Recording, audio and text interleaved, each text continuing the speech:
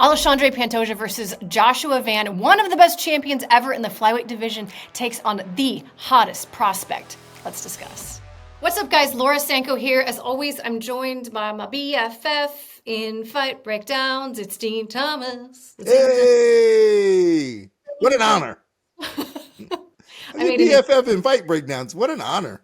Yeah, I made an intro song for you just then, off the cuff. I love it. We're here to talk about the UFC 323 co-main event between Alexandre Pantoja and Joshua Van. UFC flyweight gold is on the line, but before we get into the fight details, a couple things off the top. Number one, stay to the end of this video because we have a couple of your questions from the previous video that we are going to answer. Number two, go ahead and respond to the pinned comment below. But again, guys, I feel like you're not getting it. The pinned comment below this video is for the next video, okay? So whatever the next main event and the next co-main event, ask us a question or give us your thoughts on that, and we will include it in that video. Otherwise, we still read your comments and stuff, but, you know, a lot of people are responding to that pinned comment with, you know, Din hates Dagestanis and da-da-da-da-da. I'm like, that has nothing to do with this fight. It may or may not be true, but it has nothing to do with this fight. Well, for those who think I hate Dagestanis, you know, well, one, congratulations to Kyoji Horiguchi for beating one, but not that I care, not that was the situation, but I know that came out wrong, but I'm not betting against those guys. Put it this way. I'm done betting against Dagestanis. The way you introed that just really reinforced all of the stereotypes that you've been fighting against for the last few months. I know. I'm like, you know, the headlines go already. Din Thomas, what he said. Yeah, it's gonna come. Congratulations to Kyoji Horiguchi in beating one of them. Yeah. Okay, but I will say this, Laura. You know, I'm never going to bet against them again. They've shut me up too many times. So I got to wait till the shift really changes. Unbelievable. Guys, let's talk about this fight, the UFC 323 co-main event, a spectacular matchup, okay? We've got one of the longest reigning champions in the division in Alexandre Pantoja, the second best flyweight in the history of the UFC. If DJ didn't have such a huge gap between him and literally everyone else, Alexandre Pantoja would be the guy. And here comes Joshua Van, just strolling onto the scene. Din, your initial thoughts? I'm going to give a little backstory on Joshua Van when you're done, but what are your thoughts on this fight in general? You know, Pantoja is another one of those guys who we don't deserve. You know, just stays in his division, super humble. I was just talking to King Mo about him. And he, you know, King Mo was like, yo, he tries to work with him. But he's like, he's good to his training partners. Like, he's a really good guy. And he has so much respect for his opponents. And he always talks about it. He understands what he's up against. And you don't ever see him get too flashy with what he's doing. Mm-hmm.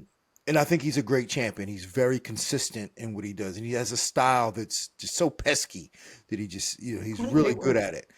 But Joshua Van, on the other hand, is, you know, he's the new guy. He came out hot. He had that fight against Brandon Royval, but I have a feeling that this is kind of a consolation prize for him because he had such a good fight against Brandon Royval, and he came out on top of that fight that they're like, you know what, kid, we're going to give you a title shot. But I think it's a little premature for him. A little bit premature. Listen, I completely agree with everything that you just said, but I tell you what, there is something, I get why they gave it to Joshua Van, is my point. Like, this division, there is so much parity. We've seen this happen before. We saw it with Steve Erceg. We've seen it with other guys. It's because Pantoja has beaten about everyone there is to beat, and it's because this division in general, you always, for some reason, get these really competitive fights, generally speaking. Before we talk about the tactics of the fight, the strategy, the technique, I want to give you a little background on Josh Van if you're not familiar with who he is. And there's a reason why you might not be familiar with who he is. Couple things. He's only 24, okay? Secondly, he's only been doing MMA for 5 years, period. Doing MMA, not in the UFC. At 125 pounds, that is insane. Not in the UFC, not even fighting professionally, doing MMA, period, for 5 years is unbelievable. So he was That's born.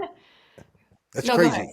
It No, is that's a crazy thing to do. If you're a heavyweight, I say okay hard. because that's speed Lying in a kills. bag. Yeah, but as a flyweight in the fastest division in all of our sport in terms of men, Hmm. um, The most it's technical division. yes, technical speed. He to be only doing this for 5 years is an Yeah. incredible feat. Absolutely absurd. And I love the fact that he's so young, first of all, because it's like, holy cow, this guy has nothing to lose in this position because literally he has nothing but time.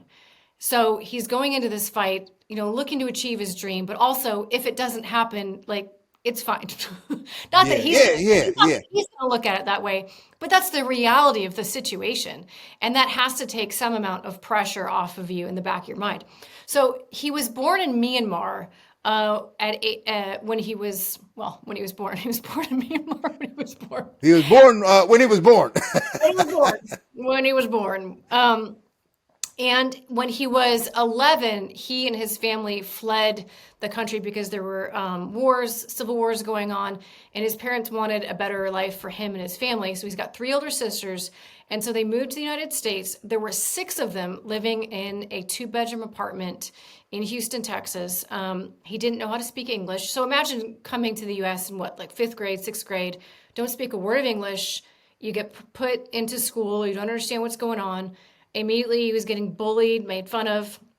And so he started getting in a lot of fights to, stick up for himself and just because he was dealing with everything that was going on in his life. I can't imagine a more difficult thing, honestly. And ended up having to move out of Houston and go to live with his aunt and uncle in Iowa because he got kicked out of school. And so he went to go live with his aunt and uncle in Iowa and was getting, I was about to say that couldn't have been better. I know. How do you go from Houston to Iowa and be like, yo, we'll send you to Iowa? That had to be worse. I would love to get the details on what exactly got him kicked out of public school in Houston, but that's probably a story for another day. So he goes to live with his aunt and uncle, still kind of having some fights and disciplinary issues, it sounds like. And his aunt specifically gave him this talking to, like, essentially, obviously, I'm not going to quote her, but, oh, you think you're some tough guy, huh? Like constantly getting in these street fights, constantly causing trouble. How about you actually take that and fight for your family name and fight for the reputation of your country? And, obviously Manny Pacquiao is Filipino, but it's very near Myanmar and that part of the world. She gave Manny Pacquiao as an example to him. And he said he stayed up late that night thinking about that, speech that she had essentially given him. And that was the turning point for him. He just decided to become a fighter Dude, that and is a found a plot. gym. That I is a know. plot to a Michael Bay movie. I know. It's crazy. So he started training in 2000, had 4 amateur fights in 6 months, and went pro right after. And then he had 8 fights in 1 year in Fury.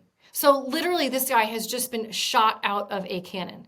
4 Emmy fights in 6 months is absurd. 8 Yeah. fights in a year as a professional Yeah, is it's weird that you can even get that many fights because once somebody sees a word, 6-0 guy on the card, like I don't want to fight him.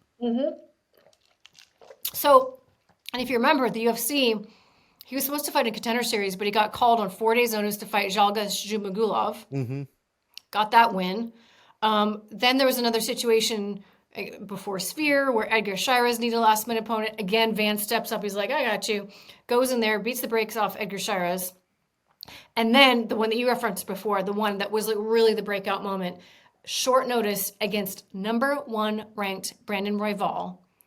And it was insane. Do you remember that fight? I remember being one of the only fights that I was like on, like out of my chair for watching. Just had so much respect for what they were doing, both of them. And I remember watching it with Anthony Smith, and we're just like, I'm like, any moment now he's gonna knock Brandon out, and Brandon just kept coming, and I was like, yo, this dude's chin grew overnight, but it didn't deter from Joshua Van from trying to do it. I mean, it was to me, it's fight of the year.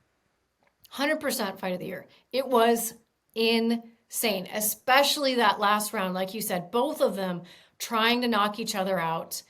Both of them, it felt like any punch was going to, especially Joshua Van, because he really has the power advantage in about every matchup. But Brandon Royval, such a dog. Joshua Van, such a dog. I mean, when we talk about a fight that would like make someone a fan, that's a fight that you go show someone, like, okay, if you want to know what fighting's all about, here's a good example. Yeah, that was such a great fight. What a moment for him So to good. have. But I almost, but situations like that can be dangerous. It can be very dangerous. It's almost one of the reasons why the Contender Series can be dangerous. I see that all the time. Right? Because like you're putting these guys on the spot to see how they do. And then sometimes you get a guy who's not really that good, but he has a good moment. And then he gets to the UFC and it's like, oh, we got him. He wasn't really ready for this. Yeah. And then oftentimes like you'll get a guy who's like really good and he has a bad moment, he doesn't get in. But for Joshua Van, he's had a lot of great moments in the UFC and he's really good. But man, Pantoja is so solid. Yeah. He's so solid. And stylistically, it's not a good matchup for Joshua Van because Pantoja is so solid. And I use the word pesky because when he gets on your back, he's not letting go.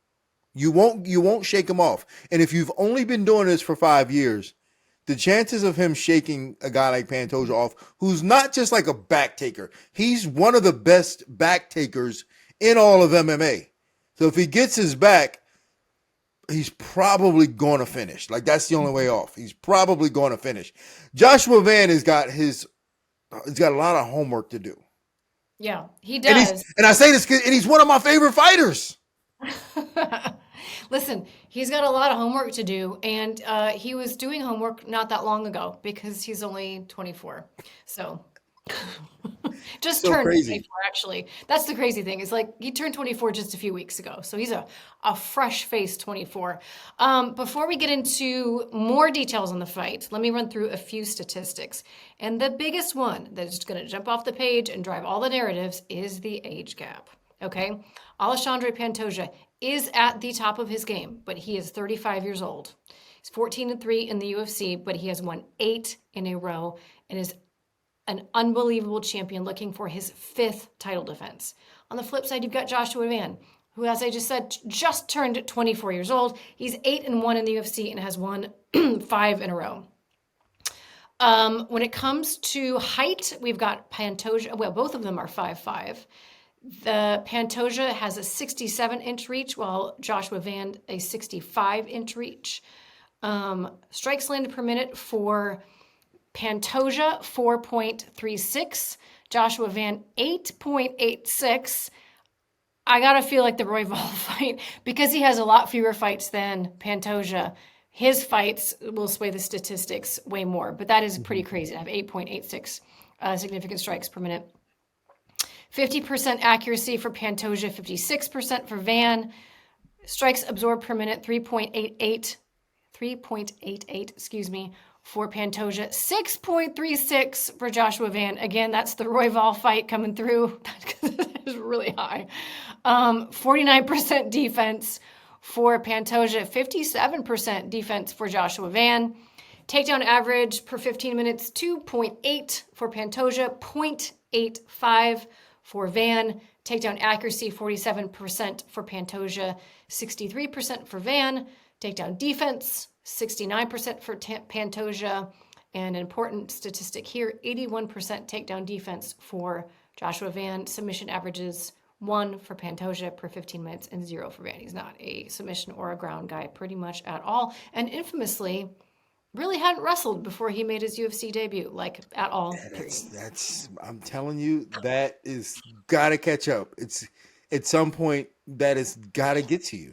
Is this the fight where it gets you? Yeah, this is the one where it gets you because Pantoja he's a consummate professional and he's a champion. He's got a championship competitive mindset. Not a championship mindset where it's like, oh, I'm the champ. I want to wear gold and walk around and be the champ that way and still fight good. But no, he's the champ in terms of the way he prepares, the way he approaches the game, the way he approaches opponents with just understanding the fear and the threat coming from the other side. And he understands how good Joshua Van is. And he understands what Joshua Van's biggest threat is, and that's punching people.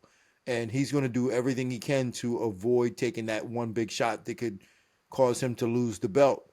So, but he's just got so many other tools. And then if he can't get the takedown, he's a demon on his feet. Mm-hmm. Like he's got a good chin. And I could, if he doesn't get clipped directly on the chin, I think he can take Joshua Van's punch and deliver his own in order to get the takedown. And if he doesn't get the takedown, like I said, he's one of the most prolific back takers in all of MMA right now. So it's just stylistically a really bad matchup for Joshua Van.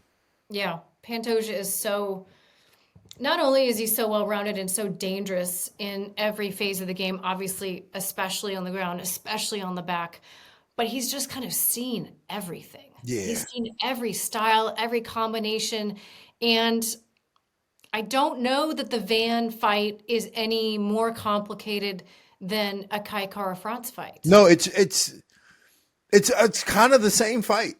Joshua Van is faster. That's true. He's a faster puncher in combination than Kai Kara France. And you know what else I would say about Van? The kid is like, and I'm not saying this as a slight to him. Kid's cocky.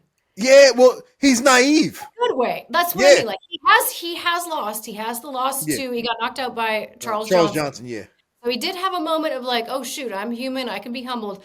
And yet I watched an interview with him, and it's funny hearing him talk about his approach, because I'm forgetting who it was with, but they were talking about, whether he'd played other sports, and he said, yeah, soccer, and he's like, I approach it the same. Like I don't ever see, I just don't ever see myself losing at anything. Like I just don't lose. Like I'm not gonna lose. Like it's such a 24-year-old mentality. I was like, while you have it, keep it, bottle it, because that's a type of, I don't want to say naivety. It's a little bit of naivety, but it's like the good side of being naive, because it does give you this, like, you really don't know how to lose, because you just don't lose that often.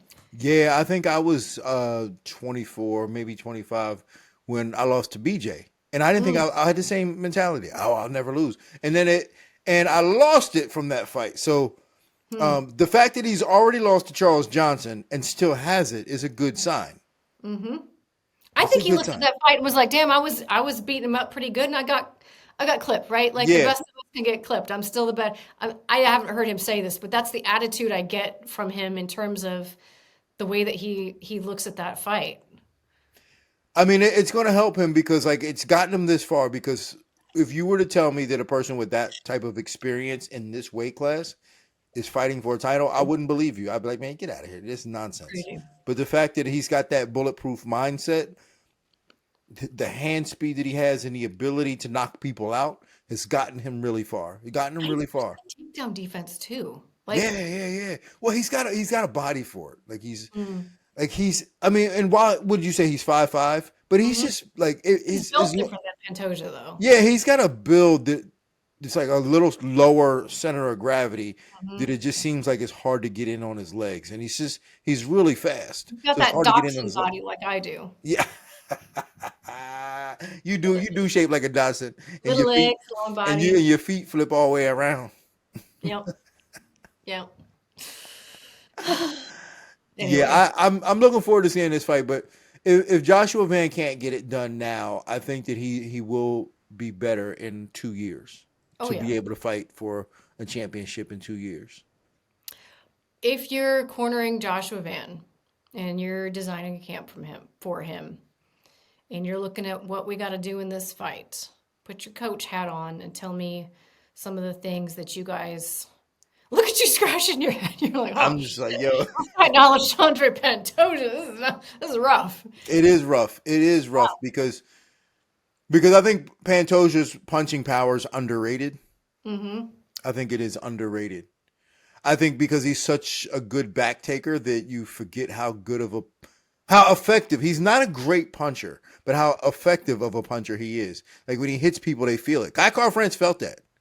Everybody, he's like Alex Perez. I remember he fought Alex Perez. He just ran across there and just beat him up. Like That's when what he does. yeah, His yeah, blitzes are crazy, and he yeah. mixes the kicks in the middle, and like it's like a freaking Tasmanian devil coming at you. Well, so I think for Joshua Van, like he's got such a simple style. He has to have a simple style because he doesn't have all the tools just yet. So I think the important thing for him is like it's going to be hard to get him out, hard to get Pantoja out there early. But Pantoja has shown in the past that the harder he works, the more he starts to get tired. And Joshua Van hasn't shown that he gets tired.